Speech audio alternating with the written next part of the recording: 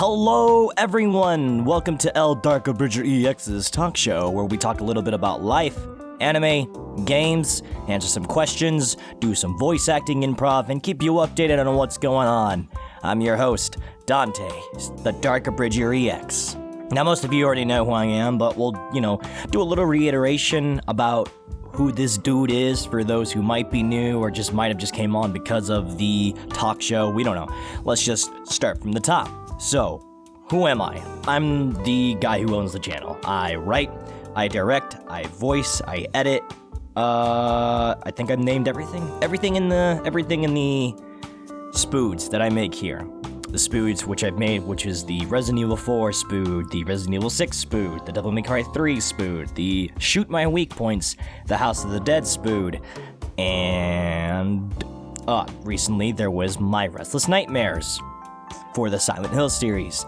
And last but not least, everyone's favorite, the Love Life parody, Manly Idols, or Girly Idols, now known as GM18 parody, the Love Live Abridged spood. I've done all of that. Of course, I'm not the only voice actor. I've gotten help from many people. They know who they are. I wink at them. And that's pretty much it. I'm currently working at my job. I'm not going to try to mention the name right now. Actually, I'm refusing to say the name, but most people already know where I work. It's a burger joint, I'll say that much. I'm the manager over there, and I'm the unofficial accountant there, so my hair is going to go gray in the next 6 to 7 years, because, that stuff can be pretty stressful. Money is an evil thing.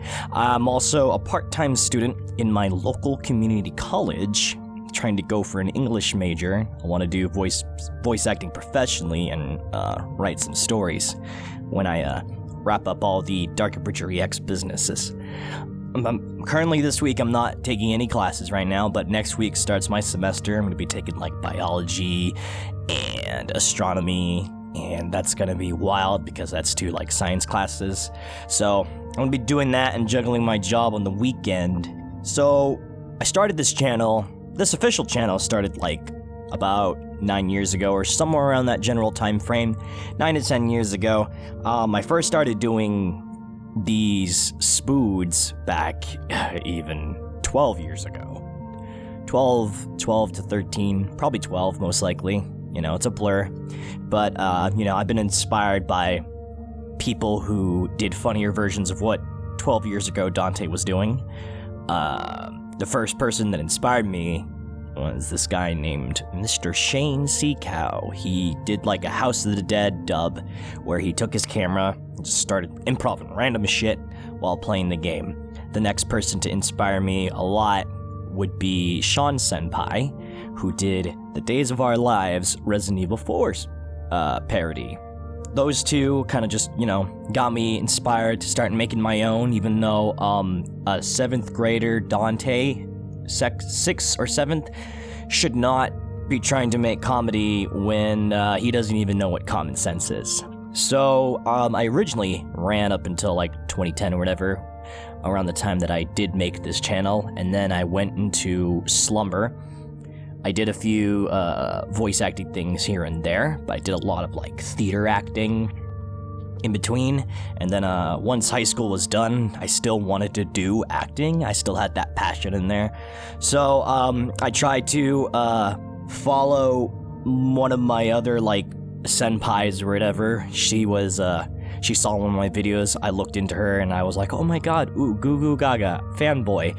And then I wanted her to notice me, but it didn't work out.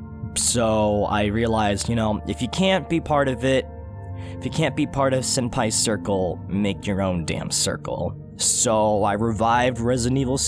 No, I didn't revive. I started Resident Evil 6, and I got that train going. Next thing you know, I got more voice actors. I started writing actual scripts. And before you know it, I made GM18, and everything else followed through. Now, everything's gotten a lot more smoother, but in exchange, I've also had to get shoved back into school and get a job. So, for most of you who just saw my Patreon video, you already know, like, what I'm briefly talking about. It's the consumption of trying to be a college student and a part-time student while still trying to, like, get this through. For a while, I've been on hiatus, and, trying to dig out of it this year. You know, a lot of personal shit happened last year that really, like, added on to that layer of struggle trying to get out. But, this year, we're trying to break free from all that shit and, get back to doing this because this is something I like to do. So, you know, if I could just prove to you guys that I exist, we can get my butt out of that job. I could start making the whole bucket list of games. That'd be great. But in the meantime, while we are waiting for things to, like, come together, you know, I am writing scripts. I am doing some stuff. We'll get into that later. I do want to provide something to, you know, give you guys some content, especially since I've been, like, dead quiet on social media. Not just, like, DarkAbridgerEX's social media, just even, like, my own personal social media. I'm just a lot more quiet now. So this is kind of like my substitute thing. I'm hoping to eventually, like, get some guests every once in a while, but for now, currently, given my, current semester and my job hours, like, it's squished in right now. I got, my bio is gonna take my Monday and Wednesdays, and my astronomy is an online class, so we meet up once a Tuesday, but I still get, like, I still have to, like, you know, do online work and all, and then I work the Friday, Saturday, and Sunday. It's a little squished. It's really squished. So, for now, this radio talk show is probably just gonna happen once a month. You know, the more time I can get free, you know, with your help and support towards my Patreon, the more time I can devote to, like, making the stuff you guys are waiting to see, and also provide the additional bonus content the people on my Patreon are paying for, like the bloopers and outtakes and some other stuff. So, you know, the more you support, the less I have to work at my job, and the more I can provide the entertainment some people have been waiting, God knows, 4 years now. Jesus Christ. It's been 4 years from Manly Idols, GM18 in general. So yeah, in the meantime, this once-a-month program will be here to remind you that I'm still alive. And like I said, we'll talk about life, anime, video games, do some improv, answer some questions and answers. I know what I said. And I'll give you guys some updates on what's going on if I manage to make any progress in the month. And like I said, as more time passes, we'll have probably maybe twice a month or every week, depending on, you know, the current situation of wherever I am on my Patreon. So, that's pretty much it. I think we just gave the good general rundown about, you know, the whole program, how many times it's going to happen, all that jazz. So since this is, like, the very first episode, there's probably just going to be a lot of, like, stuff to go over, because normally we're going to be talking about now some life stuff. Normally when I talk about whatever happened in the month, that'd be it, but you know, we're just going to do like the whole enchilada of the past 8 months, and after that you can expect the episodes to be a little less. There'll be a little less time being taken talking about what's happened in the last episode and all, and game-wise and all that jazz. So for starters, let's go talk about the life of El Dante. 2019 has been quite a year so far.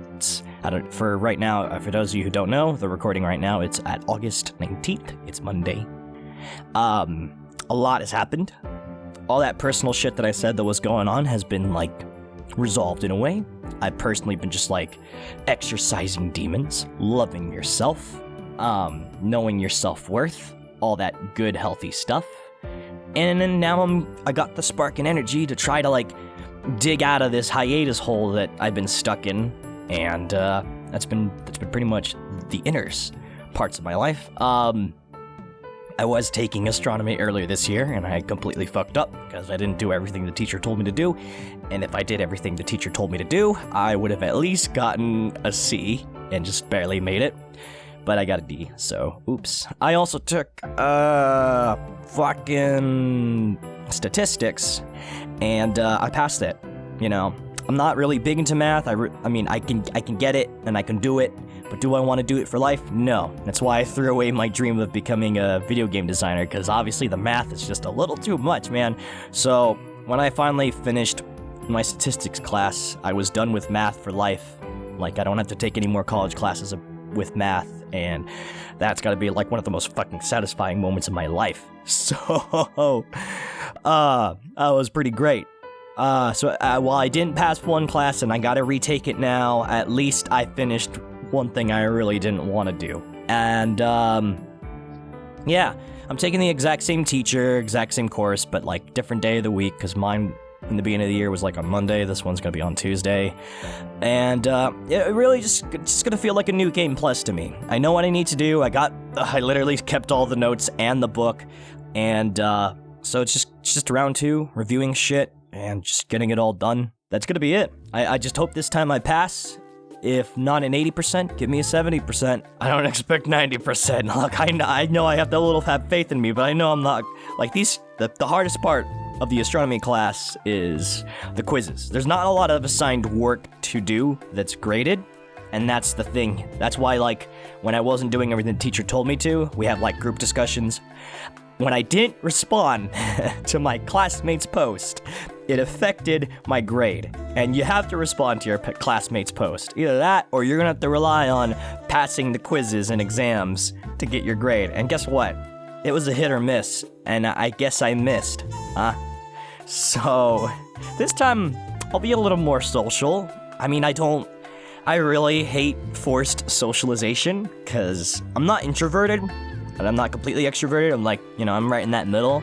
When I want to, I want to. When I don't want to, I don't want to, So it's like, you just can't force me to type to these people, especially when it's a hybrid class. I have to see these people. What if I said something stupid or embarrassing, and then I have to look these people in the eye and be like, hi, I wrote that thing to you.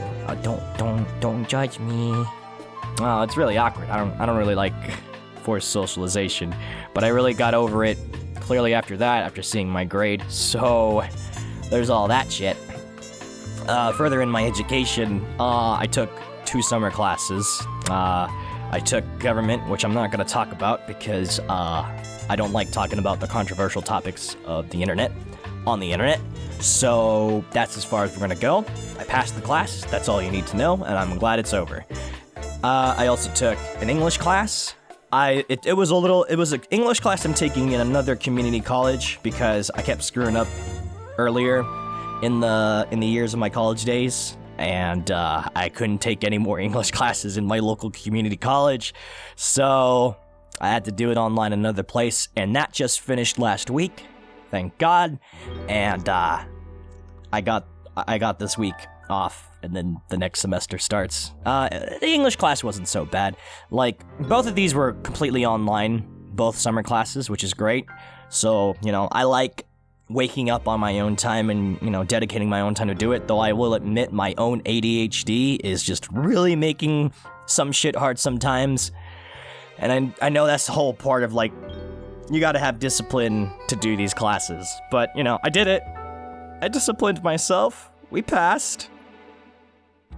And my favorite part, once again, I'm not talking too much about the government class, but my teacher gave me the book, like, digitally. And, when it came to the exams, it wasn't gonna be that hard to find what you're looking for. And clearly, he's given the permission for it to be an open book exam. But if you waste too much time, you're not gonna pass. But for an open book exam, I had 0 problems finding the answers. So, on my last 2 weeks, he gave us like 200 fucking pages to read, and I'm like, I'm not gonna read 200 fucking pages. I just wrote your damn essay.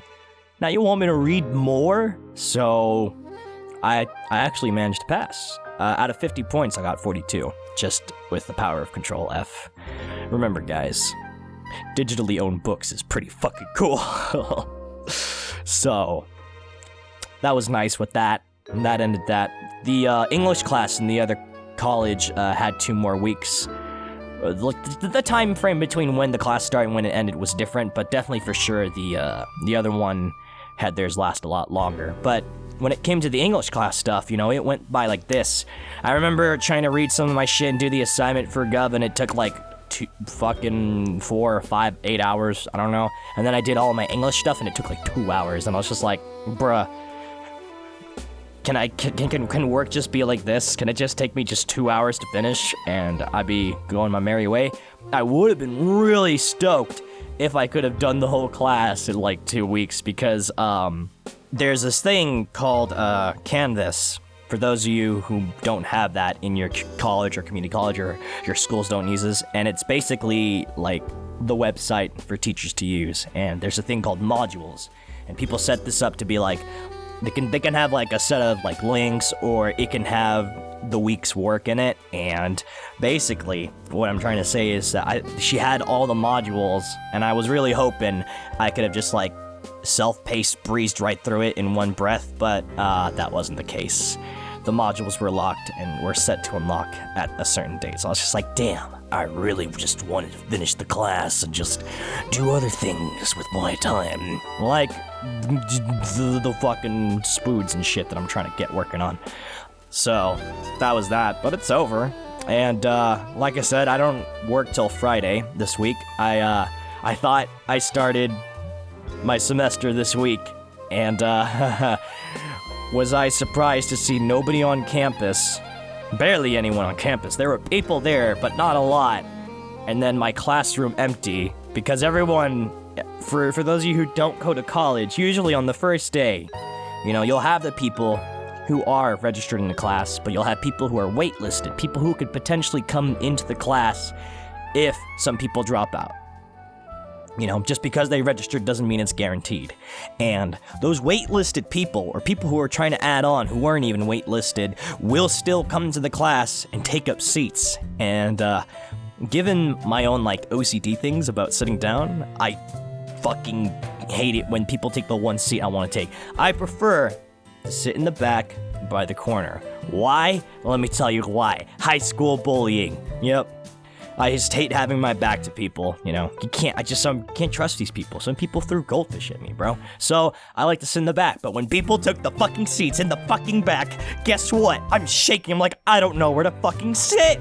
So I'm just like, what do I do? All right, let me just sit in this one spot in the class that I don't want to sit at. So, yeah, class didn't start, but you know what I did get to do? I did just get to go to the bookstore, see how expensive the books were, because I'm not doing financial aid. Financial aid, which is basically you get loan from the government so you could, afford shit. But remember, it's a loan, and I'm not gonna owe the government money. That's fucking scary, dude. And don't let them trick you. They say that it's not a loan, but it's a fucking loan. One of my friends is in debt to the government because of financial aid. So, there was a few times in my life where my parents were right about not doing it, and I'll take it. But, so I saw how expensive my books were.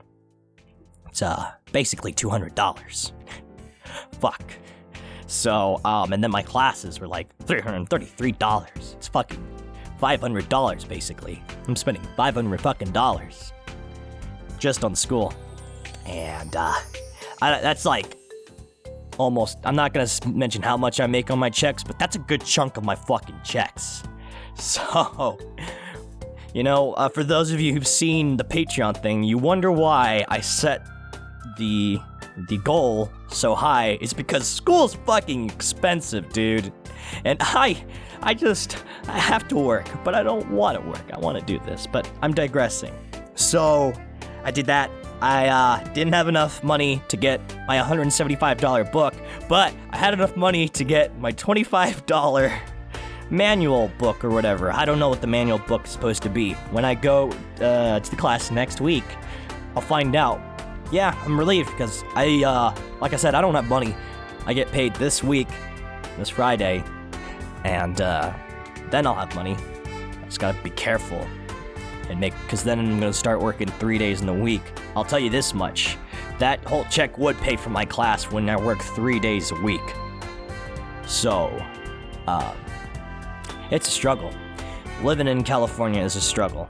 So there's that. There's school. let's talk about more personal things. My personal life, I've made up with some people. I've buried some shit in the past.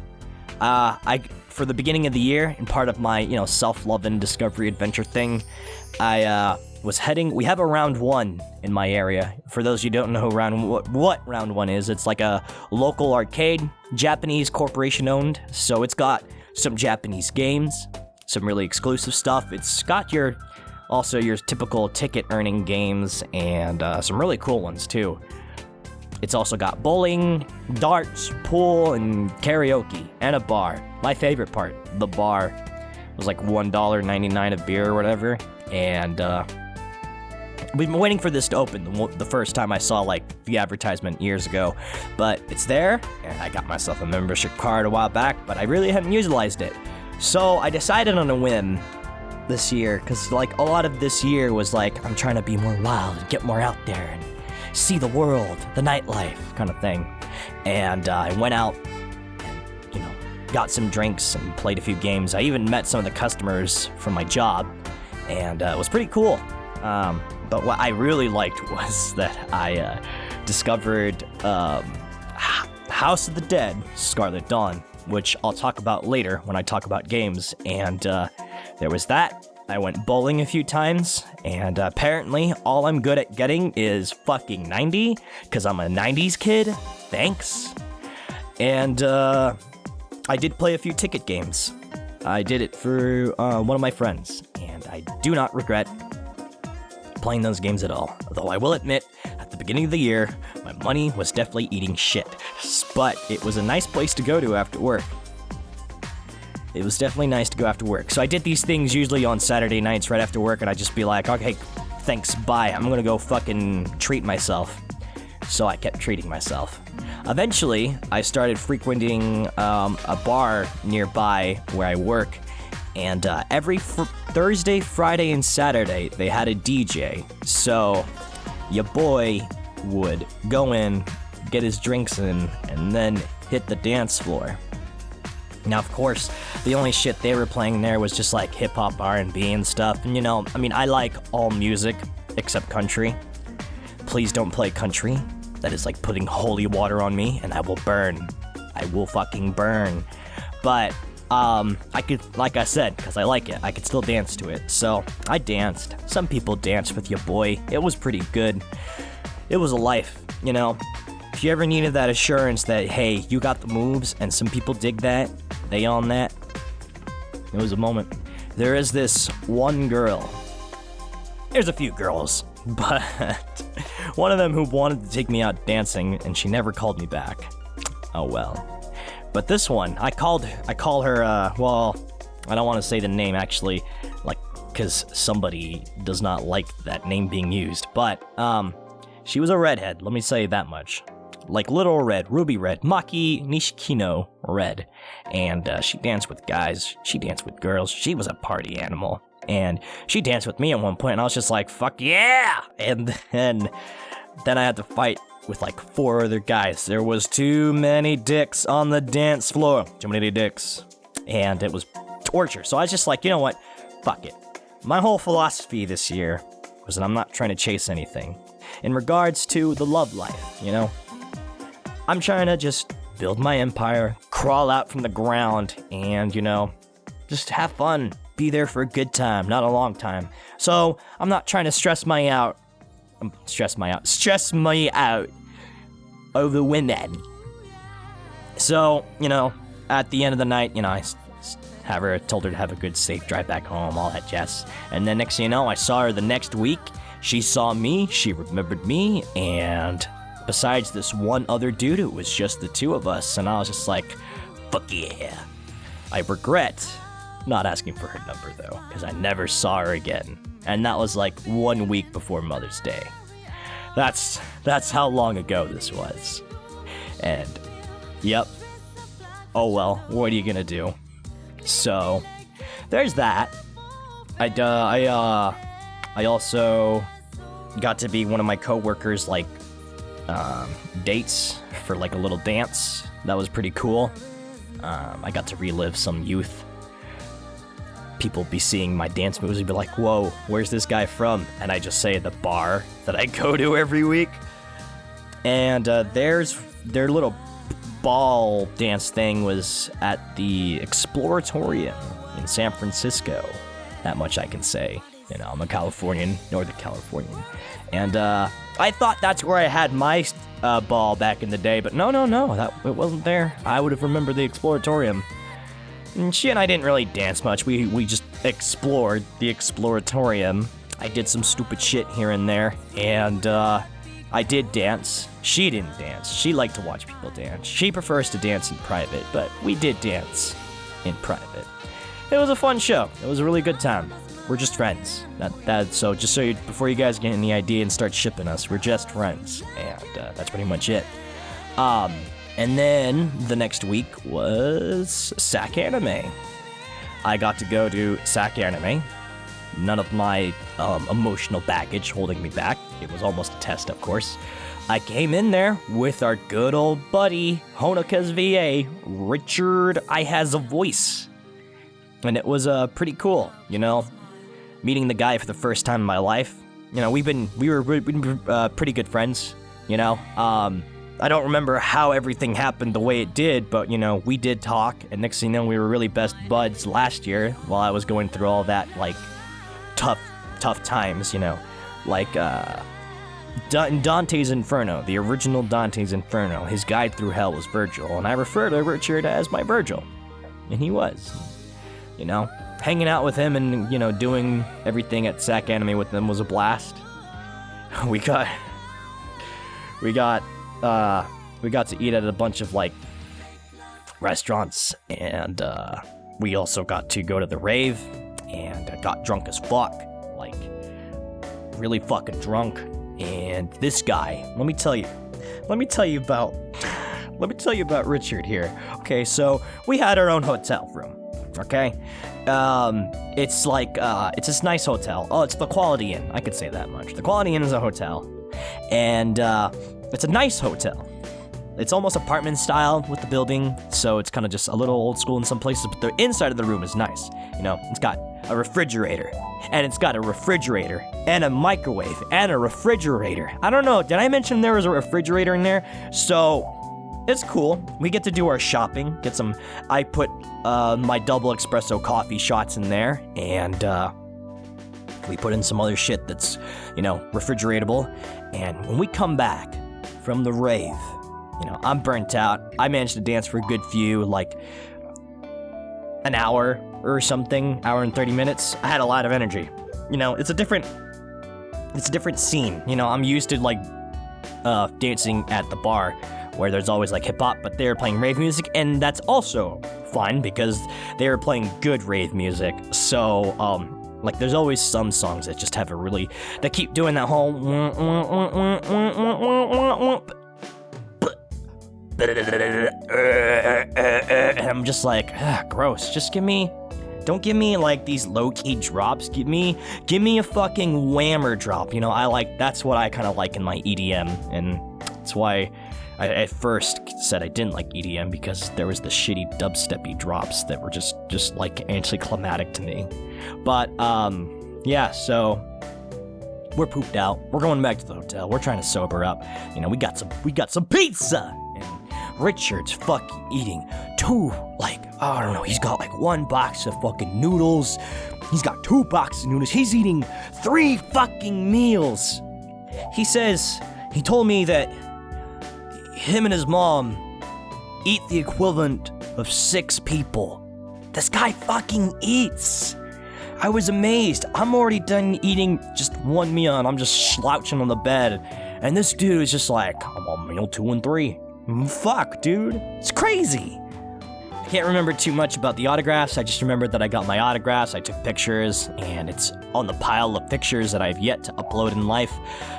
One of these days.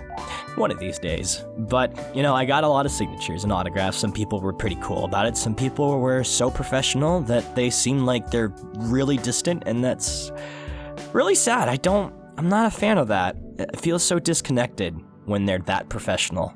I'm pretty sure that's mostly it. I don't recall going to too many panels. Oh, but Richard and I did go to this one voice acting panel. Video Game Workshop panel, paid some dollars to get inside there.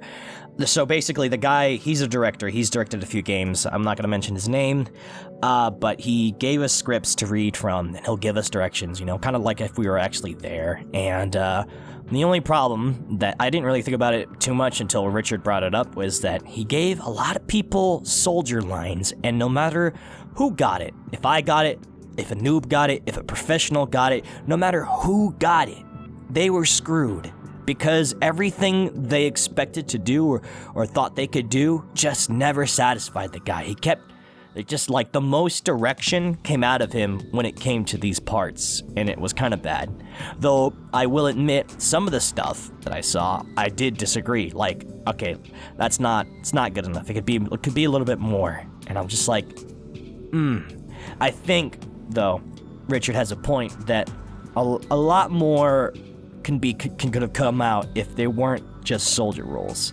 Like, we're talking about fucking Call of Duty soldier roles. I'm just like, well, there's more. And unfortunately, I got one of those too.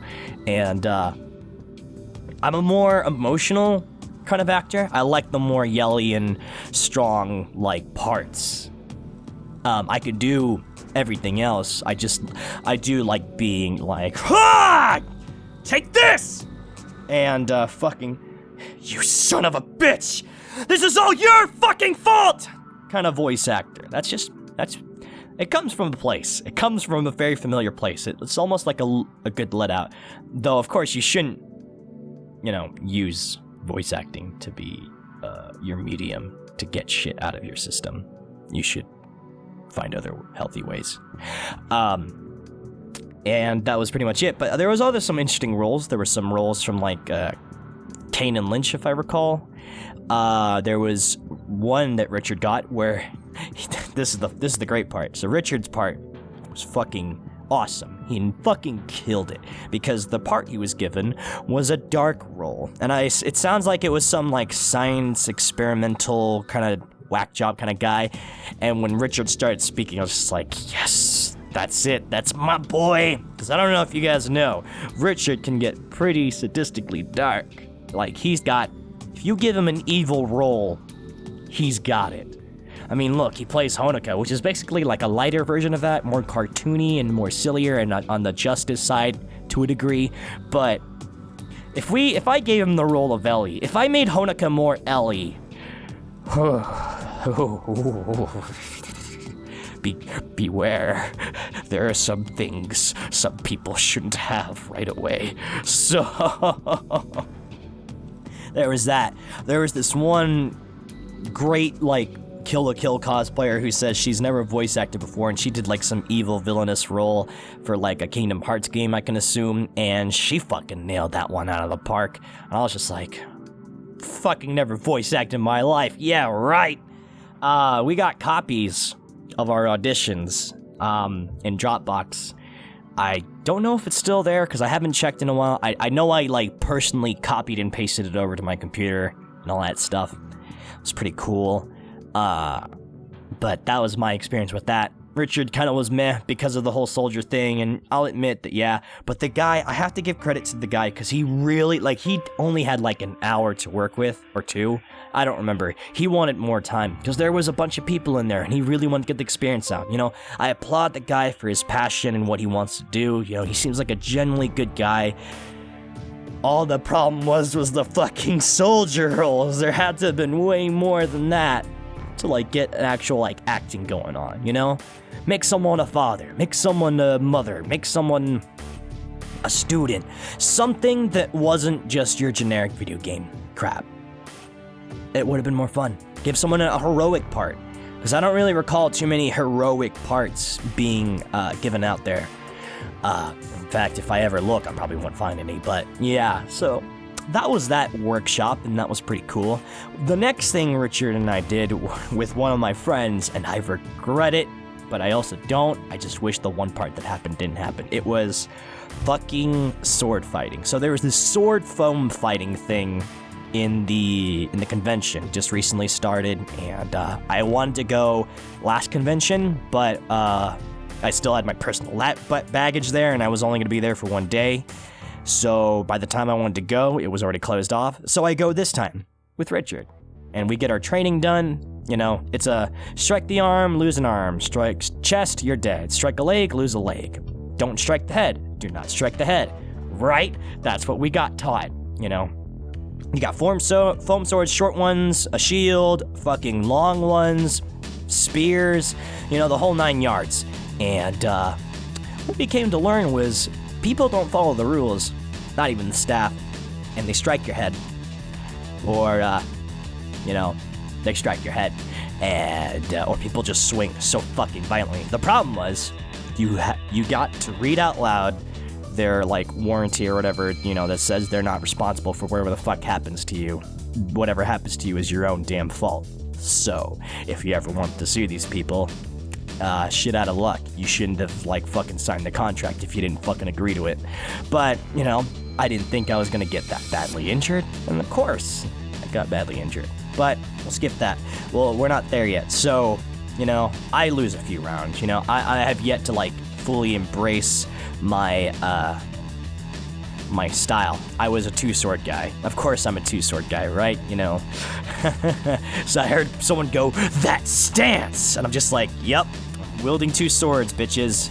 Cause, yeah, that's how I went. So, you know, I keep going right back in. You know, I'm not done yet. I'm getting fired up almost. And then my friend and Richard are on the opposing team. Here's what they fucking say. "I want to take on Dante." "No, I want to take on Dante." And I'm just like, see? This is what I mean. So I tell people, whenever people tell me they're gonna kill me or something, I tell them, get in line. There's a whole list of people on what I call the Dante must die list. And this is a comedically perfect example of when I tell people to get in line. Because here are 2 friends on the opposite team, just wanting to fight over which one gets to slay me. So, my other guy loses. I get slashed in the leg, and I'm just like, shit. And so my friend tells me, "So, how would you like to get slain?" And I just tell him, "Just fucking hit me." And then he tries to hit me, and I'm still blocking, and then he feints, and I get smacked. I'm just like, fuck you. So, then at one point, I was teamed up with someone, and it was 2 versus 1. It was like this shin-guarded sensei, and I really wish I had his helmet. And one of them didn't make it, but I managed to somehow get to him, and I was just like, holy shit, I did it. And then I start the next round against 2 other guys, and I'm just like, ah! See ya! And I just fucking, like, I fucking slashed these guys up. I was winning. You know, I was on a 2-round win streak, but then this one fucking dude had the nerve to swing and hit me right in the head. Now, I personally don't like being hit in the head. Like, if you smack me in the backside of the head, I don't guarantee your safety. But he was lucky that this was just the side of my head, but it was still, I was in shock because he ruptured my ear. And I was just like, wow, is this what it feels like when a grenade goes off? Shit. But because he hit me in the head, he was disqualified. Also, I stabbed the bitch. So, but I was fired up. Like, I felt like that inner demon just waking up. I'm like, yeah, let's go. And then when I was defeated, I sat the fuck down because the amount of swings I was getting was just tiring me out. And the ruptured ear kind of just threw me off for a bit. So I was in a very weakened state, to say the least. And, yeah, I mingled, saw some friends, bought a lot of shit. I definitely bought a lot of shit. Some body pros and a few made some board games. And, that was all that fun and games. The second night we tried to dance, I was so burned out, plus I pre-gamed before we went to the bar, so I was already exhausted, so I was really fucking this up. And then we saw some people, talked to some people, and Richard really tried to, he really wanted to wingman and help me, like, you know, have some con fun, if you know what I mean.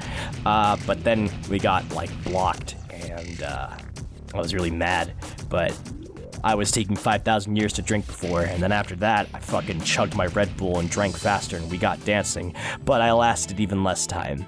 I lasted even less time because I was already exhausted from all the sword fighting. And what do I fucking do? So there's like this fucking jerk circle in the rave, and there's just these guys showing off their lightsabers, like, hardcore compensation. And they're cool for like 5 minutes, but then they're literally the only people in the center of the circle, and I'm just like, guys, let's let some other people dance in the damn circle. You don't need to show off your cool, overly long glowing sticks. So I grabbed the glowing stick someone gave me, and I slide right in, and I fucking yeehaw! Yahoo! Fucking fight against these guys, and of course they slay me. All 3 of them. And then Richard just comes out, he's like, that's my boy! That's my boy! And he fucking picks me up and gives me like the whole bro hug, and I'm just like, I tried. It was like, you fought 3 people. Good job. I'm like, yeah, I'm here all week. And then I pooped out. And on the final day, I was just exhausted. I kind of just spent a lot of it taking naps because I was really out of it. And Richard kind of did his own thing. And then I kind of, roamed a bit more, saw some more friends, talked to them, hung out with them, all that stuff. And when I finally got the right amount of sleep, I literally woke up like dong dong, dong dong, blah, the demon's awake kind of thing. And we got to go to the vendor hall, and I did get to meet the person we were trying to talk to, but none of that matters anymore. None of that matters. Not to say that the talk didn't go well, it's just the aftermath didn't go well. But after that, Rich and I head home, and some more shenanigans happen on that, and then Rich and I proceed to watch a bunch of fucking movies. Or 2 movies in a series. Yeah. That's the most liveliness that practically happened in my year. Otherwise, I did hang out with some friends, buried some of that regret or whatever that I had, some darker stuff, and some good times. Just recently, I had my grandma's 80th birthday, and I got to sing Unforgettable. I said some shit in Japanese. It was pretty cool, and my family just loved my performance. And it was funny because, so I'm Filipino, so you refer to your grandma as Lola, and in the song Unforgettable, there's this part where he's like, that's why, darling, it's incredible that someone's so unforgettable. And I was like, I'm not calling my grandma darling, so I was like, that's why, Lola. And my parents originally were like, no, you can't do that, you're ruining the song. I'm just like, guys, it's my performance. Why does it matter to you? It's not ruining the song. I'm not calling my grandma darling, and it's more personalized. And eventually they were like, go ahead, you can do it. I'm just like, good, because I was going to do it no matter what you said. Fuck. And it went well. I was really drunk. I'll have you know that much. All I had for breakfast was waffles. I had 1 waffle with chocolate syrup and another waffle with regular syrup. But the most important part was that I put whipped cream on it. Speaking of waffles, that reminds me, I tried to make waffles at the hotel, and I failed miserably. There was this thing you had to push down for the batter, and the batter thing snapped. And I'm just holding that thing, and the lobby lady's kind of just like, you stay there and keep holding it. And these people just look at me, and I tell them, well, I've had batter days. I end up getting the batter into the cup, but I made a fucking mess. And then I tried to pour it into this waffle maker, where you close the lid and you flip it. And I didn't know what the fuck I was doing. I didn't remember how it worked, and the timer didn't start, and I was just like, okay, I can't keep fucking this up. So I started a timer for how long it was supposed to be. I pull it out, and my waffles are fucking half done. It looks like an abomination. It's burnt and it's ready to go, but it's a mess. And I'm just like, guys, this is why I'm not a morning person. I can't fucking make waffles. But at least these waffles that I had were, just Lego waffles. Put them in a toaster, pops out. Boom, done.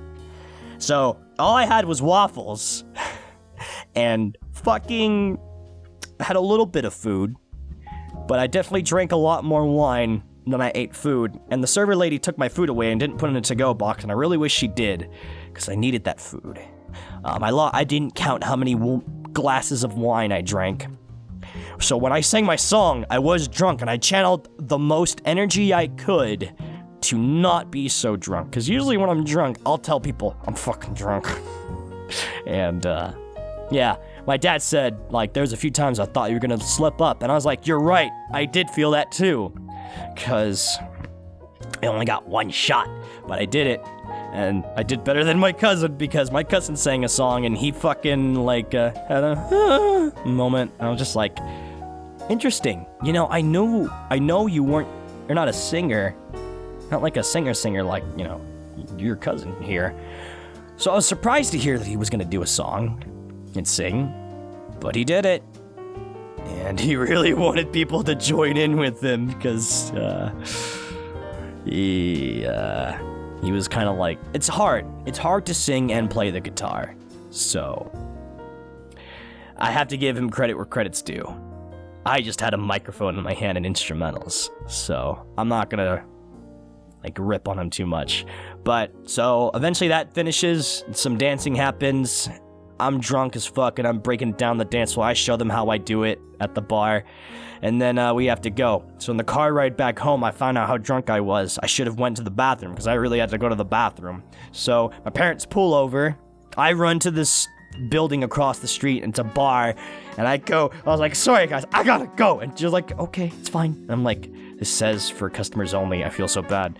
I was just like, okay, thank you, bye, and I just fucking break for it. And then I go in the car, and I take a nap. I pass the fuck out. Like, okay, there's taking naps in the car. That's one thing. I know how that works. Sometimes I'm still conscious. This one, like, not even too long into some of the tracks, I passed out, and before I knew it, I'm like 10 minutes away from home. We dropped off my dog before we went into the city, and we were about to pick him up, so I had to get up. And I'm just like, what? Whoa, dude. Time just skipped. Like, no dreams, no nothing. Like, none of that. None of that stuff you expect when you go to take a nap. It was just straight up, time skipped. Zawardo. Or fucking King Crimson. I got King Crimsoned by alcohol. Fuck. So, the rest of that day was a recovery hell, but, you know, I pulled through. So that should be, I think that pretty much covers life events. That was a lot to talk about. I mean, like I said, from this episode onwards, when I talk more about life, it'll be just about the month, and not so much about the year. So, there's that. For the next part, we're going to talk about anime. It's time for the Weeb Corner. Ooh-goo. Here we are. I'm going to try to be quick about this as possible. I acknowledge that it's been almost an hour since this radio show started. I mean, I expected the time to be like this long. I have no idea how long the radio shows are going to go from here on out. But I do know that it was going to be long. And you guys see it yourself. You already know what you signed up for. So thank you for tuning in this long to the talk show. I hope you're enjoying everything that you're hearing. So, anime. We're just going to talk about this year's anime. And I don't really watch as much anime as I used to. When my little fucking hiatus was rolling by in 2017, I was really falling out from anime, and I still want to watch what I downloaded back in the day. I don't like streaming animes, but I haven't gotten to it. But there have been a few where I did step out of the way for. The animes we'll be talking about will be JoJo Part 5, Sword Art Online, because yes, I'm Sword Art Online trash, and I enjoy anime for what it is, even if people critically could see the problems in it. Koi to Uso, Love and Lies, Domestic Girlfriends, and lastly but not least, for those of you who know me well enough, you shouldn't be surprised that we're going to talk about Mirutites and the manga Arigatites. Now also, I'm going to raise this right now. We are going to be talking about spoilers, everything, even though these series have already finished. If you've started it and you haven't finished it, I would recommend skipping it. In the description, I will put in timestamps that will talk about when I'm done talking about a certain anime and or topics. So just look out for that and skip ahead to that if you're on mobile. And if you're on computer, click it. You know what to do. By the way, this is unofficially brought to you by Pepsi. So, let's start with the good shit first. JoJo Part 5! You know, I don't like too much to say about it per se. It's a JoJo anime, or, you know, the JoJo series. You know, I've come to like the JoJo series ever since Levy showed me JoJo and finally got me into JoJo. Levy being the voice actor for Piers in my Resident Evil 6 boot, just so you know. It's got the same, like, you don't know what to expect, because Araki literally has, like, his own unique way of just going about things. All the stand have these weird abilities, and he puts them properly, so you don't know what's going on until they figure it out. And then the solution they'll come up with is like, oh my god, that's what they fucking do. Because from what, you know, I've been watching a lot of, like, JoJo videos, and the concept of Araki is like, this would be cool in a battle. Let's do that. I'm just like, damn. Fucking cool. So, I kind of had some qualms about, Giorno's breast cancer awareness color scheme, since I was used to seeing him in blue, but then I realized, like, half the fucking, like, anime adaptations have always had different-ass colors, and then I've come to realize that, you know, even, like, Joseph, my favorite Joestar, was supposed to have, like, some form of blue hair, and I guess, like, you know, what it comes down to is the color blue is the JoJo color, so it's kind of just weird seeing it completely absent in this case, because, you know, Josuke had blue in a sense. Yeah, that's pretty much it. Jotaro didn't have any blue. I don't know. Maybe I'm not used to bright colors, and maybe I just have slight allergies with pink. But that was it. Everyone was coolly voiced, and I really liked King Crimson. I was really looking forward to King Crimson, because everyone was telling me, like, it just doesn't make sense, but it works, it just works. I'm just like, let me see what's going on so I could figure out what the fuck you guys have been arguing about for years. So King Crimson, you know, the boss's ability, you know, allows him to, like, skip ahead in time. So in this case, it'd be like you grabbing, like, you going on the thumbnail of the video, say, like, on the PC version. When you point on the link thing, you see a preview of what you're gonna click onto, and that's the description of Epitaph, the thing that allows him to see ahead into the future. And so, imagine that when you skipped ahead to that time, you're allowed to make edits or movements or whatever. So, like, let's say we are dropping an egg on the floor. So, the beginning of the video is the egg from my hand, and it's gonna fall to the floor. Now, you look ahead in the video, you'll see the egg is dropped to the floor. But what if, while it's mid-falling away, you edit the video, I have a separate video where I capture the egg midway through the floor, and you cut out the part where the egg just falls to the floor, and you paste the part where you caught the egg instead. Because you know what's gonna happen, and you're gonna do something different about it. And that's basically how King Crimson works. It's not as hard as people make it. As far as I'm concerned, it was just a bad translation. I actually have an OC who operates similarly. She basically has the eye that's like Epitaph, and she could see a few seconds, but this also gives her her body to adjust quick enough to make those dodgy movements that she needs to do. So, I'm very familiar with King Crimson as a concept. So it's weird because I've always, it seems, I was making an OC once for JoJo, and I apparently made one of the fucking JoJo's Heaven's something, not Heaven's Door, Heaven's Gate or something.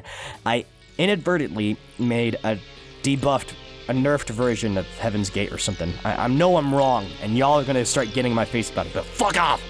You guys know what I'm talking about. Heaven's Eyes! It's Heaven's Eyes. Calm down. We know what we're talking about. So I made a nerfed version of Heaven's Eyes, and it's fucking insane. But, yeah. So, I can't really say too much because there's a lot to go over with JoJo, so we'll just leave it at that. You know, I enjoyed it as a part, and I was gonna originally say that the ending felt rushed, but then when I looked back on other JoJo animes, or JoJo parts, a lot of the endings kind of were mildly rushed, like, regardless of whether it was the manga or the anime. Part 3, for sure, like, once the battle was over, they're like, okay, bye. And then part 4 was No, part 4, I say part 4, and part 2, and part 1 actually had, like, a more lengthy ending, but, like, part 4 just comes from, like, I don't know. Some of these just went by like this, and it's just fucking, like, whoa. But, you know, what are you gonna do?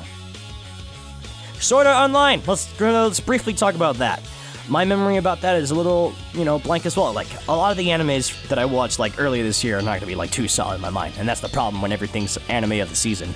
But, Sword Art Online. Alice thing. Alice arc. Alice. I like the name Alice. It was definitely surreal for real with the whole concept and how it led up to it. The whole, like, new... It was the isekai, guys! It's a whole new isekai! And yeah, basically, all the interesting parts were in the Alice thing, the Alice world. And, all the boring parts were in the real world, and clearly they understood that, and more of the, I don't really want to call it game, was becoming more of a thing, but it's just really surreal for real to think about the passage of time in there versus the passage of time in real life. I just don't, I don't get that shit in general, but it was pretty cool. Obviously, I don't want to talk about, like, the highly controversial parts where someone forgets whether they're an anime or a hentai, but, yeah, I don't know. I enjoyed it for what it was. That's most thing you'll find out about me with anime. I'll enjoy anime for what it is, even if, like, when you critically look at it, it's not so great. I don't know. That's just me. That's because I just like anime. As long as certain things are catered to and adhered to, it's great. Oh, but gotta say, Administrator, just got legs for days. Love it. That's it. Alright, cool. That wasn't really, like I said, I'm cutting the anime talk short, especially since I don't remember too much of them too well. Koi to Uso. You know, this is a nice contrast, because, like I said, most anime that I choose to watch, I take interest in watching it, because I chose myself to watch it, and usually that means I'm gonna enjoy it no matter what happens. Even like School Days, like even despite School Days having its crazy antics and picking the worst route in the fucking game, I liked it. It was what it was. There was like one anime that I watched, and it's not like, even if I critically looked at it, yeah, it's still bad, but there was this one anime where, like, the budget was cheap, the cliches were kind of badly written in, and, like, the opening just seemed just wacky and out of control. I don't remember it. I don't remember what it's called. I just know it dealt with, like, occult demons and shit. Like, I liked the concept, but all of its execution was just not smooth at all. So, yeah, I'm not gonna remember. I just remember that it was definitely around, like, 2014, 2015, when I was still in college initially. So, that's that. So the next one that could be on my meh list was Koi to Uso. You know, it had an interesting concept. Koi to Uso with Love and Lies was basically this concept of modern day world, modern day civilization, but arranged marriage is like a system order. It's like a new thing. Like for Japan's declining birth rate thing. And they basically want to take care of that by like getting people together and they're gonna fucking fuck and you're gonna fucking make kids. And that's it. That's who you're assigned to. And so the whole like anime revolves around this concept, but the problem is these two people who like each other aren't paired up with each other. And so basically, the main guy struggles between wanting to be with the girl that he loves versus the girl he's paired with. And next thing you know, he does start struggling. Like, he starts, you know, I don't know. He starts seeing some things, she starts seeing some things, and I'm just kind of just like torn. And I'm just like, no! And then I'm like, and then it was just like a whole like tugging around of a roller coaster monster mess of just fucking, they don't know what they want to do in it, and it turned out, the whole anime just turned out to be fucking indecisive. Like the series ended, like it was in 12 episodes, and they didn't pick a conclusion. Like, they wanted to end, they wanted to put an end to their registered marriage, and then I don't know. He got with both. That's all I can imagine. He got with both. But he did it. It just, I don't know. It just seemed really like sloppy. It was really badly executed. The whole concept was good. Some of these moments in the show I enjoyed.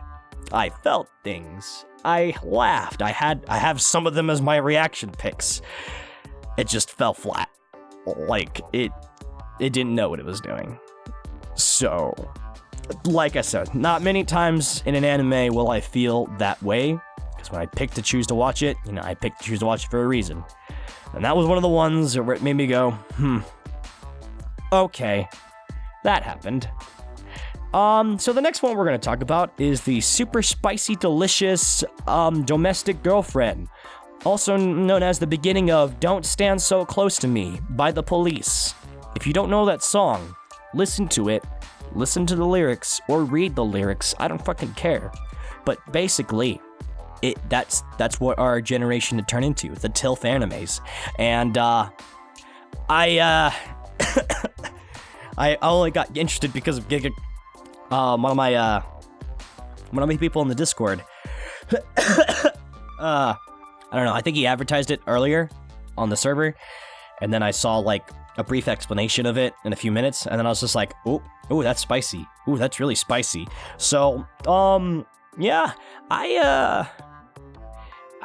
it was one of those shows where you just keep going, oh shit, and you're just like, how can we make the oh shit factor go up in this dramatic love story between a teacher and the student, who is also technically your sister-in-law?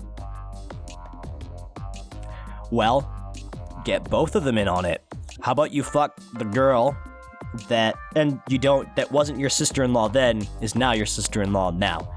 And how about that same girl also is the younger sister of the teacher that you're in love with, and now she's your sister-in-law. And it's fucking crazy.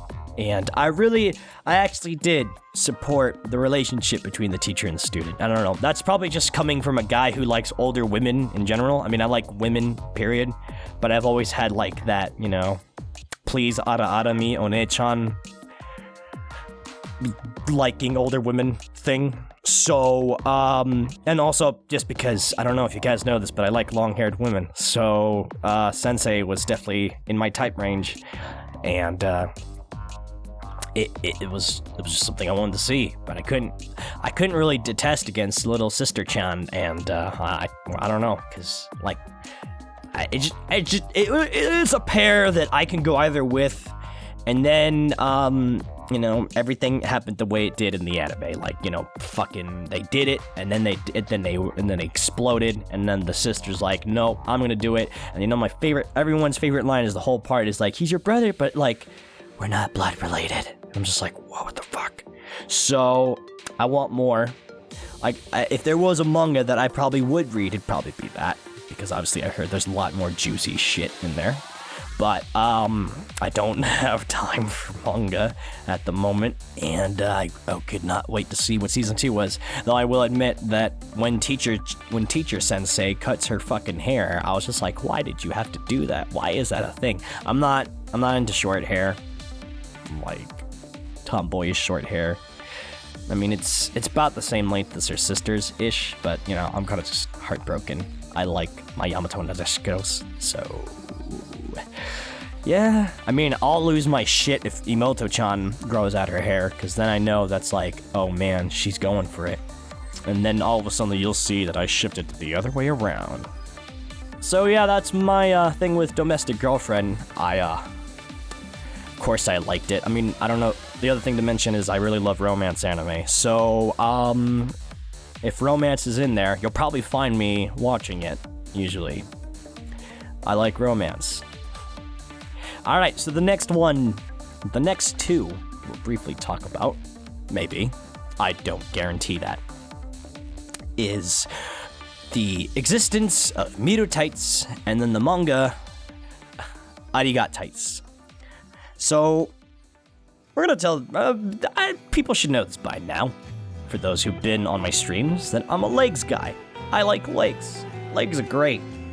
And when an anime and a manga that devote themselves to the glorious invention of legs, I'm gonna fucking lose my shit. So, I was sad to find out that Meet Your Tights was like 5-minute anime, 12 episodes. And Ariga Tights is like 10 pages of a manga. I could go by like in just in snap seconds. I don't fucking care. But the only catch is that it's tights focused. It's not like legs. Like I just like legs. Period. Tights or not, or knee highs, whatever the fuck. I like legs, and having these beautifully animated legs was fucking gorgeous. It was a sight to behold. And yep, it was my cheap entertainment. The closest I'll get to Japan catering towards us cultured people of the legs. Yeah, it was always nice to go on. There was a few times in my life where I used like Kiss Anime or whatever to like read the comments, and it's always greeted with by "Hello, fellow men of culture." And I'm just like, thank you. My people are finally here. Listen, guys. It's time for a new generation. It's no longer just a generation of fucking boobies or butts. This new generation of the leg community. It's time for anime to take a stand. To take a stand in devoting themselves to the glorious thing of legs. More leg anime. Please, for Christ's sake. We need more legs, and we need legs to be a commonly appreciated thing in society. So when they be like, ooh, you like an ass or your boobies, man, be like, no, I like your legs. I'd be like, oh, so you like they should be asking me like, oh man, you like a boobs or you like a butt? Or maybe you like her legs. I'm like, I like your legs. Well, dog, shit, that's what's up. And I'm just saying, guys, we need legs. Legs are great. No, I'm not gonna ask them to send me their legs. Get out of here. Anyways, so next part, we're done talking about anime, and we might be done talking about legs. I promise you nothing. We're gonna talk about games now. What do you like to do in your spare time? Fucking video games. We're at 1 hour, guys. We're at 1 hour into this. This is gonna be the longest it ever gets, because it's a year worth. So, let's talk about Yakuza. Yakuza is the new series that I've been into. So, Devil May Cry, one of those series that heavily impacted me, got me from being Mr. Edgelord to being, having a good time. Yakuza is the next one up, because when I was in my shit show of 2018, Yakuza 0 kind of just took me out of it. And I started falling in love with the series since. And, I don't know. I like its sandbox open world, the feels good man combat, because it really feels good, and the world that it provides you in, the mini games, the sub stories or side quests, all the stuff you can do in the game. It's just fun to do. Because obviously, if none of the shit these guys provided you in the games were good at all, you would just be doing the main game. It'd be over in a flash. But they gave you content of stuff that's fun to do, at least in my opinion, that makes me do all of that first before I finish the game. And before you know it, I'm fighting the secret boss because I did all the sub stuff. And the one time I rushed with Yakuza Kiwami 2, I went back to my save to properly finish it the way I should have finished it. Because that's just one of those games. You gotta really do everything before you finish it. And, yeah. So Yakuza 0 was clearly, like, my favorite, and then Kiwami 1 kind of felt rushed, but that's, of course, given the fact that it's a remaster of the PlayStation 2 game, which, I'm currently playing right now. I could definitely see how it was, like, the first in the series. It still has its charm, but it has some rough edges, but even in this remake, it still had some rough edges. Some of it being like the Kiwami finisher system, and how the fucking guys will heal if you don't do it, or if you don't have it unlocked. Some of that's a thing. Yeah, I don't think there's too much to really go too far into. I mean, they're all. Oh yeah, the Dragon of Dojima style being like completely locked down, like the main Kiryu fighting style, just not being there in existence until like 75% through the game. So, you know, I don't know. At the end of the day, I still enjoyed these games because I just love the Ryuga. I can never say that last G. The RGG series. So, Kiwami 1 was fun, and I definitely appreciated my dude Majima being around, and obviously, yes, I'm a Majima fan. So, Kiwami 2 was also pretty cool. A lot of people just don't like the Dragon engine. I'm fine with it. All I'm not fine with is just its bad frame rate, because it's like 22 frames per second, not even 30. So, even my smart motion TV that I got is not gonna fucking fix that shit. Yeah, it was an experience. I have yet to play Yakuza 2, the original, so I don't know what the OG fans are currently crying about some of the changes made, but I'm sure I'll see when I get there. But until then, like, I still enjoy the game for what it is. It's fun to play. That's it. That's all that matters to me. And of course, it looks fucking beautiful, of course. The Dragon engine is fucking godly. It's just not well optimized yet. So, it is what it is. Take it with a grain of salt, and I'll have fun, and I like women. That was, yeah, great way to finish that one. So, that's my Yakuza series. Oh yeah, and I played Judgment. Everyone who has been on my recent streams know that I was playing the shit out of Judgment, because, like I said, I love the game. There's nothing too much to add that I've already said. It's another part of the RGG series, and it's got its own take, its own spin, its own identity, and it's fun. That's it. Try not to get too long to this. So the next one we'll talk about briefly is the Resident Evil 2 remake. Finally, it's fucking here. It was here, and lives up. You know, people were freaking out about the third-person view, and I was just like, no, don't freak out about it. They're gonna compensate for it, and they did. And this game, pretty fucking hard. During my first playthrough, I had my fair share of deaths. And then by the second playthrough, I was doing my best to get that S rank, because, you know, why not? It was fun. It's a little stressful sometimes because the difficulty it has that Resident Evil 4 adjusting difficulty thing. Mr. X really was only spooky at the beginning when I didn't know how he worked, and then after that, he really was just if I wasn't fast enough, he'll be there. When you're speedrunning through the game, it doesn't really matter if he's in the same building or not. He does add speedrunning to it, because now you kind of just need to get your shit done, or he's gonna find you. I'm not sure why a lot of people were surprised that he was actually legitimately moving through the building, because that made sense to me. That's how I figured all stalker enemies have operated before. Obviously, minus the few scripted moments where they will definitely come to spook your shit. But other than that, you know, it's what it is. I played that DLC later on, and I don't know, because it's fucking hard, and I guess it's harder than your usual Resident Evil game. That's the other thing. I know how most Resident Evil games play out. I played them, and it just was you know, it's a new fresh of breath of air for people who have gone used to the series, and obviously not meant for people who don't know how to fucking play a Resident Evil game, you people who are complaining about the difficulty. But I'm not really complaining too much. I just acknowledge that I'm not good enough for their current bar for their difficulty. So when I tried doing my hardcore mode, I wasn't surprised when I got wrecked. And yeah, I just went back to finishing Yakuza and all that shit. So that should be mostly it about the Resident Evil 2 remake. Oh yeah, wait, no, it's not. My only beef obviously is the non-static, the zap system, the non-zap system, lack of it, and how literally the games operate like they're in two separate dimensions. We got a good game, we got good gameplay, we got good graphics. It's got its replayability to a sense. We just have to suffer from storytelling that could have been worked on and improved. That could have been done as easily as it was done back in the day, but I guess they decided to not do that. That's fine. It's fine. It's a great game. We'll do a spoot on it later.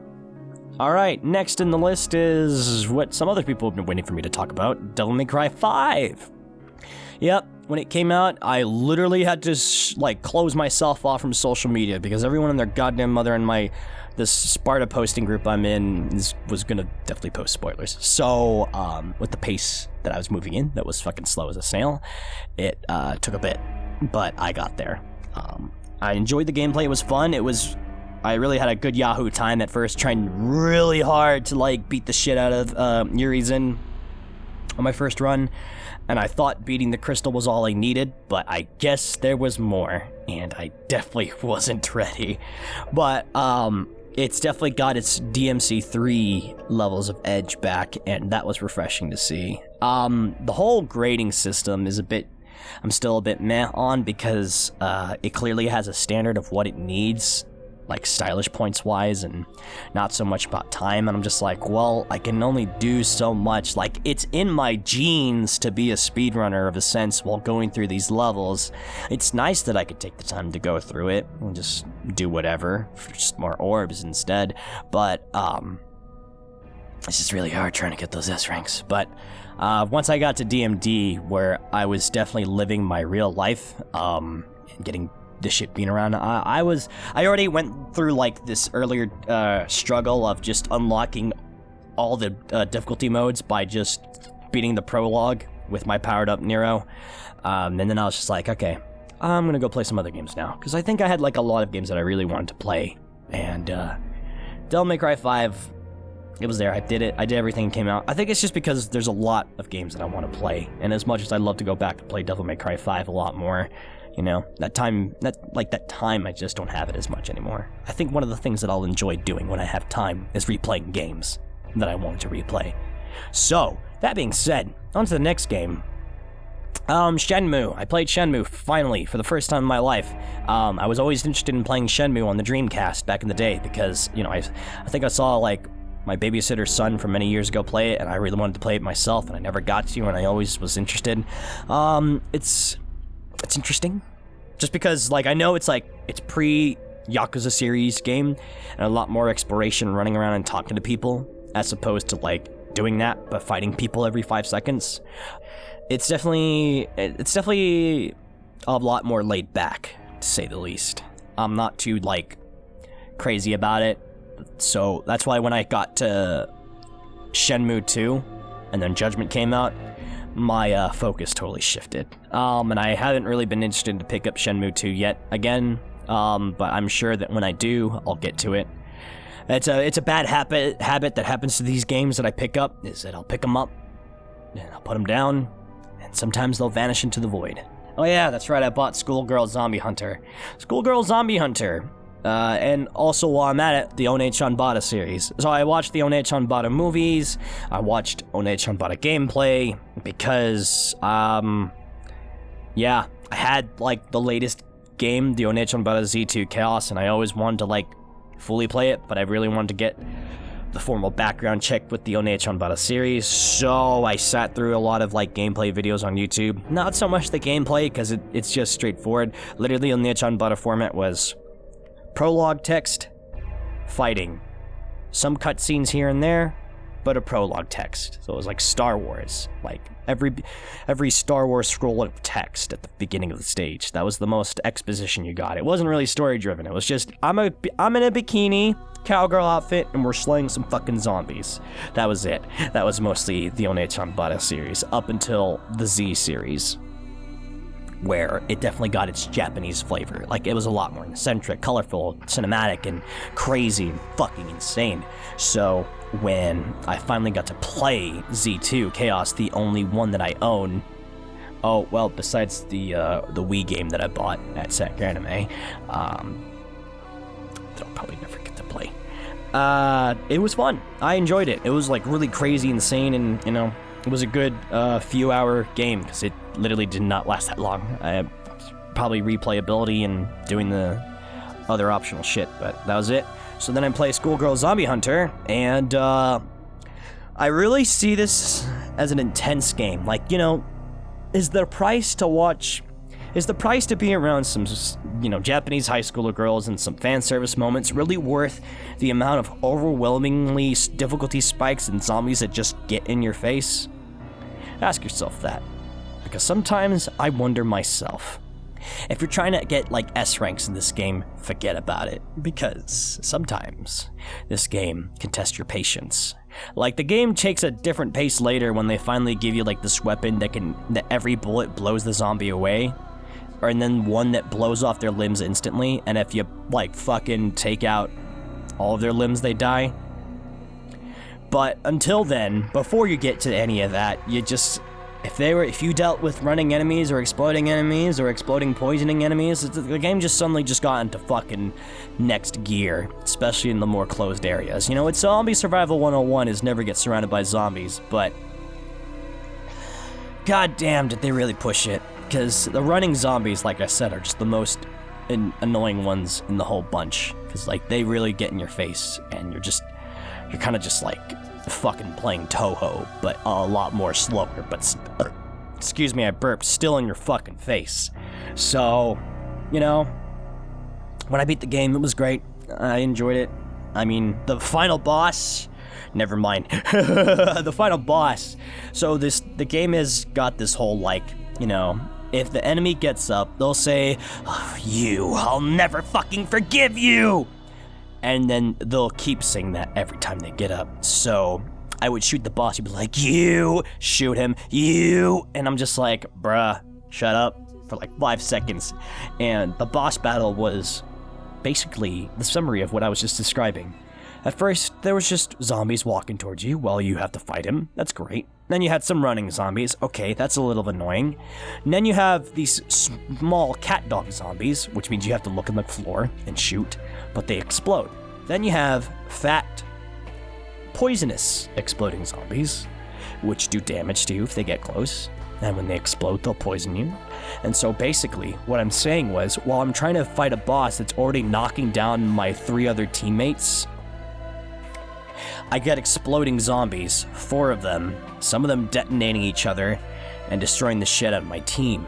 Now, you play as the main character, like the main character, like the leader character of the group, Akiha, I remember her name, and she has the ability to revive her teammates without an AED. So basically, you can only play the fucking final level with her, because unless you can fucking manage on your own, which it might come as a surprise, you can't, you gotta play, it's Akiha Sayuri. Anyways, that doesn't matter. So yeah, so basically you have to play as the main girl or you're fucked.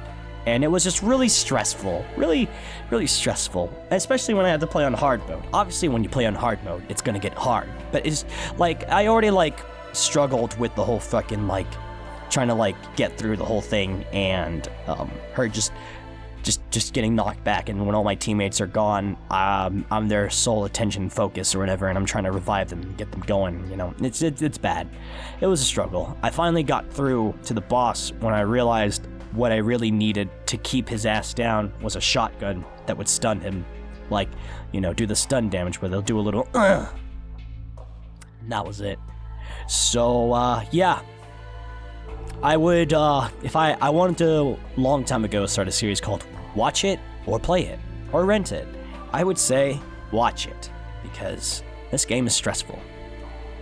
Also, yeah, Neichanbara series up until Z2, watch it. That's it.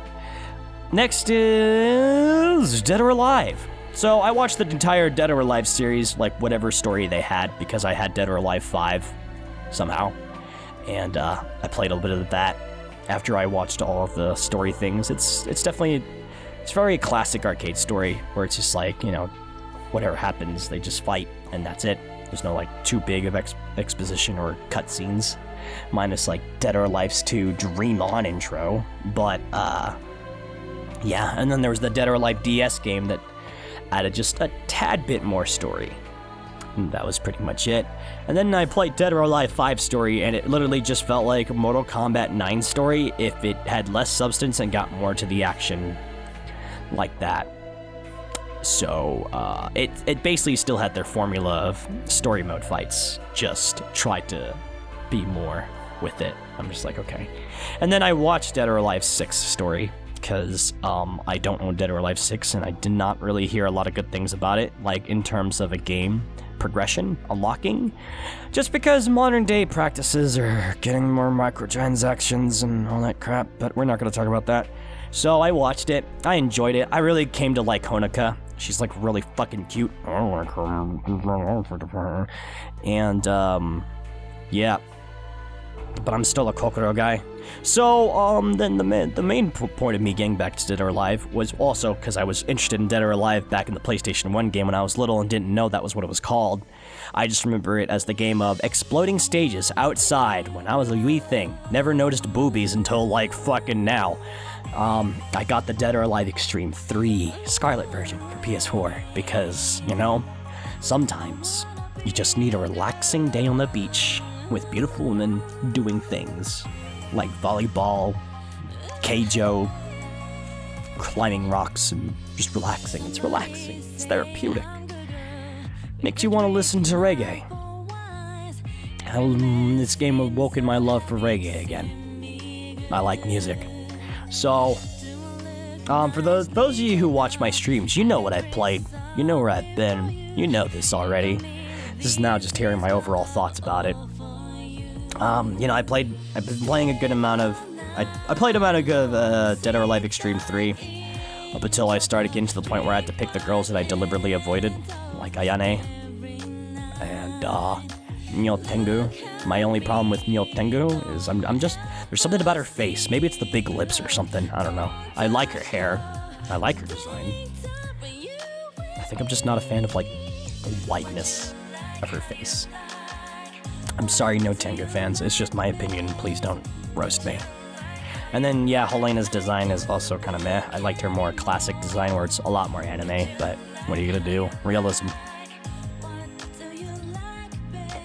But my favorite girls are pretty much, in terms of the game, is Kokoro, Marirose, and Honoka, and... who else? Oh, and Lei Feng. Lei Feng with her hair down. Of course, no one's surprised at this point, right? So, yeah, I'm thinking if I ever want to get back to it, I was starting Ayane. I wanted to see what I can do with her hair, and I was not impressed. But, yep, that was it. Mortal Kombat 11 came out, and I've been a big fan of Mortal Kombat since, like, the old days. When I was 3, I played Mortal Kombat 3. Of course, I didn't know what I was doing. I got fucked. And throughout my childhood, my corrupted childhood, I played the Mortal Kombat series. So, I was a big fan. Like, up until, like, Mortal Kombat, the reboots, you know, that's when I really wasn't as much present in the series. But I still watched the stories. Mortal Kombat X, for example, I didn't have a PS4, so I watched the Mortal Kombat X story on YouTube, and I did the same thing with Mortal Kombat 11. You know, I love my Mortal Kombat lore, and if I really wanted to get into the games, I could. I did play Mortal Kombat 9. I did, you know, go through all those motions, so I played one of those reboot trilogies. I have Mortal Kombat XL, and I'm gonna wait till the XL version of 11 comes out before buying that. Because obviously with fighting games constantly doing like the complete edition being a thing, you just don't want to pick it up right away. And that's what I'm kind of waiting for with Dead or Alive 6. So when both of their final edition comes out, I'll buy it. That's pretty much it. That's it for the games. Yeah. So the next part is really short. It's really fucking short. So this next part is the Q&A. Q&A. So the Q&A is, normally I would ask for you guys to ask me some questions to answer, like, you know, fan-written letters kind of thing. You know, a lot of this is really inspired by Japanese radio shows. So, I don't have any of that. But in the comments, if you want to, no one's forcing you. If you want me to answer a question on the radio show, go ahead and ask. I'm sure I'll have a lot more time for it than I do now, because obviously it's been an hour and 30 minutes of me talking. So, for now, I picked these 2 questions I got from my Ask FM, because I had an Ask FM, and now I don't use that as much anymore. But hey, I'm looking at some of these questions, and I'm going to use it. So these are questions I had not answered yet on my Ask FM, and they're really easy. So, guess what? So, the first question out of 2 is, what kind of coffee do you like? So this year, I woke up to coffee, guys. I like coffee. I used to be a Red Bull guy, and then I stopped drinking Red Bull. So the first, the coffees that I drink, the first coffee I had actually was a few years ago at Five Guys. It was our coffee. It was a coffee brand that I had, and I drank that, and I was just like, huh, coffee's and milkshake. interesting. So that began that, but then like eventually I wanted to drop Red Bull in general because I just started trying to care a little bit more for my body. Like, I really wanted to heed those warnings to people trying to stop me from drinking coffee, and I'm like, okay, fine, I'll do it. So that happened, and then I was like, all right, but I want to just have coffee, not like these energy drinks. Like, my cousin gave me, like, this knockoff brand of energy drinks, and I was just like, okay. But then, I remember what happened next. Someone from my job, from the corporation, came in and they brought us double espresso shots, and I tried that and I was just like, this is my new favorite fucking thing. So I was having that. I guess I like salted caramel brands, because caramel's a good thing to have with coffee, in my opinion. And I like my coffee cold. The reason I never drank coffee before then is because normal coffee is fucking bitter, and I don't like bitter coffee. So when I had like these ice cold coffees that didn't really have that bitter taste, I just drank more coffee, and it does its job, and it's great. So currently, in terms of coffee that I like, it's gotta be cold, it's gotta have caramel, or just be good. Just doesn't be bitter. I'm drinking this bottled cold Frappuccino drinks, Starbucks brand. I do still get the double espresso shots. When I go to work, I take a shot of that when the dinner rush is about to start, since I work nights. Every other day, though, I just have the Frappuccino. When I didn't buy the double espresso, I would go to Pete's Coffee and get caramel iced macchiato. So that was about as much. That's pretty much the summary of the kind of coffee that I like. So if you're ever in town, if you ever see me, give me some coffee. I mean, just give me coffee. Not hot coffee. Just caramel coffee. The next question is, what is the thing you think people should do more often? Well, I think we need to embrace the power, the glory, the fascination of good legs. I'm sorry, guys, but like I said, this is the generation for legs. We need to have more legs appreciation in this world. Yeah, so that's pretty much it. People should do more appreciation for legs. So we got a situational improv. So this next segment is also another thing in the comments. Like, drop a suggestion of what you would like me to improv that I can do on my own. You know, like Japanese people, the Japanese people do when they do their radio shows, they have like those monologue kind of things. Like taking your lover out for a date, doing homework with your senpai kind of thing. So this one I wrote up myself, obviously, given everything that I've talked about, and also listening to some songs. The situation is, a man is drinking coffee, but he's getting distracted by a lady's legs. The guy's imagination goes wild. These are all the struggles of his inner thoughts. So, give me a moment while I get into character. I'm just gonna be another dude going crazy for legs. Wow. This is some good coffee. And wow. Would you get a load of those legs? Those nice, thin, slender legs, accompanied by that bewitchingly dark nylons. It reflects the sunlight, shining right into my face. It's almost blinding me. If I weren't wearing these sunglasses, I would be legitimately blind, like Ray Charles blind. Like, holy shit. My chérie amour. Those legs could fucking break a pencil in half. Now, if I could just have those legs just wrap around my back and crack it.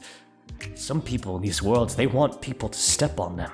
But I want my back cracked, and damn it, do I want my back to be cracked by those legs. Holy shit. Holy shit. She's crossing her legs. She's fucking crossing her legs. Do you see that? Oh, God. When she crosses it, she's got this sense of elegancy, this I'm a woman and I'm fucking proud of it. She knows what she does. I'm sure that while I find myself drinking coffee, and hot coffee, albeit, she knows that the temperature's only rising as she crosses those damn legs. With those legs, she could probably fit through a pipe and do some maintenance work. Or maybe she can fucking do some jungle gym bars or something.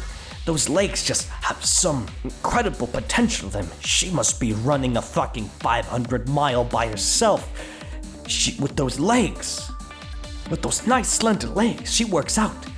She does her calves raises. She never skips leg day. Every day is leg day. How is that possible? But it has to be. With legs like that. It's impossible. These legs, those are the legs of my wife, and I can't even focus on drinking my coffee. I think I just fucking spilled some of it on my lap.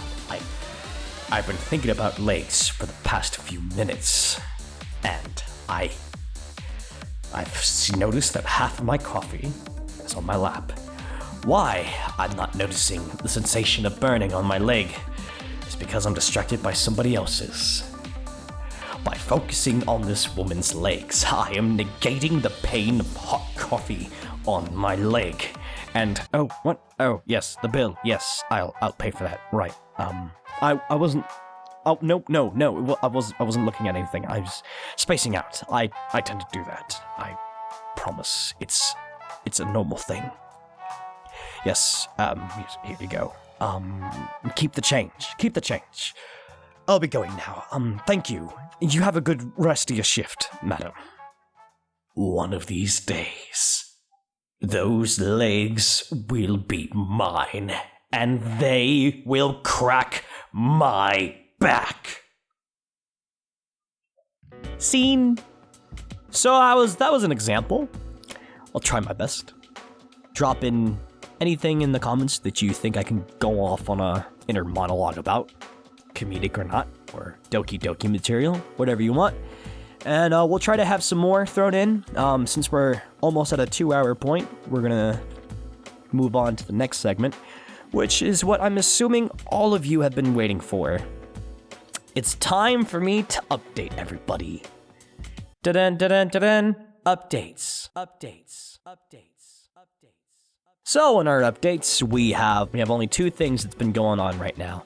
So in GM18's case, we are in production for episode 8. Episode 8 is being edited after this video has been uploaded. Just so you guys know that it exists and you can get hype for its existence. I promise you to get it out within this week, assuming the rest of my voice actors turn into the things they need to turn into. There are still a few things that I need from a few of them. I won't mention their names, they know who they are. But the episode is still ready enough to be edited right now. So, I'm sure all of you are looking forward to see what song I replaced Boku no Life to Kimi no Life. And we're in the video editing phase. So when I edit videos, I insert all the lines in first, the audio lines, so then I get to see the pacing of the episode. And then I edit in the video clips, especially for anime, because it's got its own lip flaps, its own timing, its own set of rules, and we're in that phase. I learned how to mask. I relearned how to mask. I did it on episode 7, and I'm definitely doing it in episode 8, and it's changing the game by a whole lot. It's great. I was halfway through the episode before my weekend began. So, rest assured, we're gonna get back on that once we got this radio backing up, and it'll be pretty much mostly done by the end of this week. If my voice actors could turn in the rest of the things I need, then it'll be ready to go for damn sure. And then, for even better news, the rest, 90% of Season 1 has been written. I wanted to finish writing the rest of Season 1, send it to my VAs, and tell them, show them that, hey, I'm trying to call back out of this hiatus, and I'm serious about it. So here is the scripts, here's the songs for these episodes to show you that I'm back, and I'm serious about finishing it. Are you still with me? Let's get this done. Let's make 'em doki. That is what I write in all the emails. So that's going on. So rest assured, even while you might be waiting for future episodes, be assured that most of the scripts have been written. I was on the final episode before my summer school began, so that tells you how far I've gotten. There you go. The only thing I don't have done is the final episode song. It's the same one that we used for Everyone is Dead, but I don't know if I want to use Everyone is Dead again. We'll see. I'm figuring it out when I get there. So, hang in there. Something's gonna be there. I don't know what it is now, but something will be. Other than that, Season 2 is obviously not in production yet. I'm gonna probably, once I finish Season 1, I'm gonna, watch the English dub of Season 2 and get that refresher course of what happens and what I want to do. I'm thinking that maybe I should try to cut it shorter. There's a lot of episodes I feel like I might skim over. PayPal! But I do need to, I do want to wrap up this series and not keep my voice actors hostage any longer.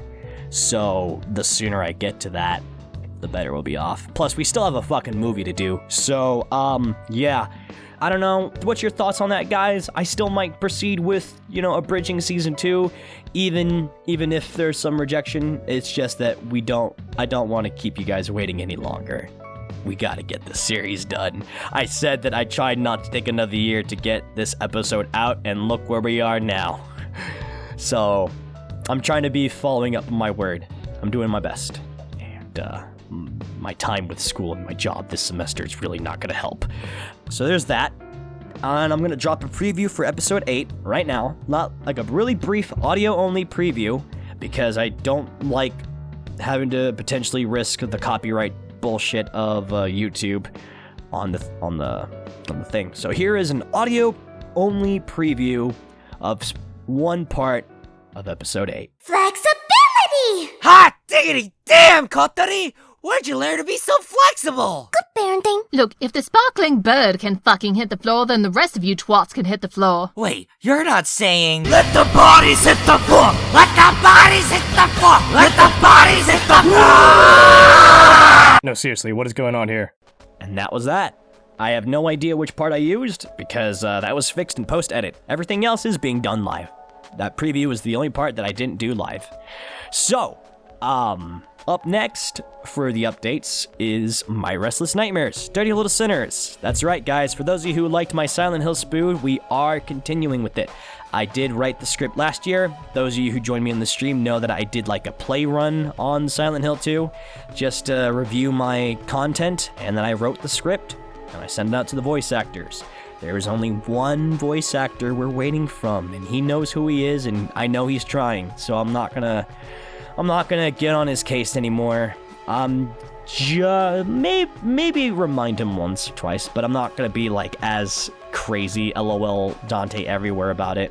But yes, it's in production. Once we got his lines, we'll be ready to edit, and most likely I'll do that after GM18 episode 8 is 8, while I wait for everything else to come through. So, yeah, that's coming out. I mean, that's in the works. It's almost ready to go. And then I'll see what happens from there. Because I know I still want to do video game spoots. That's not going to die. I want to be able to still juggle that, do one in GM18. Now, the one thing I was going to mention, I almost forgot, was all future video game spoots, excuse me, I burped, are going to be one-shots. So basically, what happened with Silent Hill 1 is going to be happening with every other video game spoot after that. I mean, there's chances I'll break it up into parts if it turns out to be an hour long or whatever, or plus, but for the most part, I don't want to do any more episodes outside of GM18, though, even though it sounds like I'm going to be cutting down on that one, just because when it comes to doing things episodically, sometimes I'll keep getting a change of voice actors or whatever, just because of the passage of time. And that's really been the one thing I've been worried about with resuming GM18, is that I know that I'm probably going to lose some people. And if I haven't, that's great, but it's been there, it's happened, and I don't want to do that. So if I just get everything done in one take, one big ass script, even if it turns to fucking 40 pages or plus, I'll do it for the sake of, getting it out there, getting it done, and not having to do any recasting. Because recasting, especially in GM18's case, is really tiring. So, on that note, a lot of my video game stuff are going to be mostly one-shots, if not two, for the sake of, like, giving you guys a break. So, that's pretty much it about that. That's literally the only two things that have made a progress since I've been trying to dig my way out of here. You know, the more support I get on Patreon, you know, the more I can get closer to quitting my job. And when I work 8 hours every day. Sometimes I just get up just to go to work. If I literally gave myself the Friday, Saturday, and Sunday, the 3 extra days, not being spent on school, but on making videos, I can literally bring back this, like, almost the same amount of content that I used to when I first started the channel, where, you know, I released videos almost every 2 weeks, as opposed to never, or a month, or whatever. So, you know, I'm not gonna plead you guys. I know that I have yet to prove that I'm back, and that, you know, you can feel like you're not getting scammed your Patreon money or whatever. You get what I'm saying. If you can, it'd be great. If not, it's fine. I'm trying. I'm really trying. I'll do what I can to prove that I'm back and I want to finish this. That should be pretty much it for the radio show. I hope y'all had an interesting, fun time or whatever, listening to me talk for like almost 2 hours. And I promise you, it won't be 2 hours in these future episodes, because obviously there'll be a lot less to talk about when I'm just going through like a month of content versus months of experiences. So this would be the part where someone would say like, comment, subscribe, and I'm not gonna do that. That's not my shtick. That's never been my shtick. But stay tuned, I guess. Yeah, that's what I really gotta say. Stay tuned. Stay tuned for the future episode of GM18. If you guys pay attention, sometimes I stream video games when I need to make my quota of playing a video game in the week. And we'll see you guys next month for next month's update and entertainment and just talking. And probably, hopefully, more entertainment. Anyways, Johnny!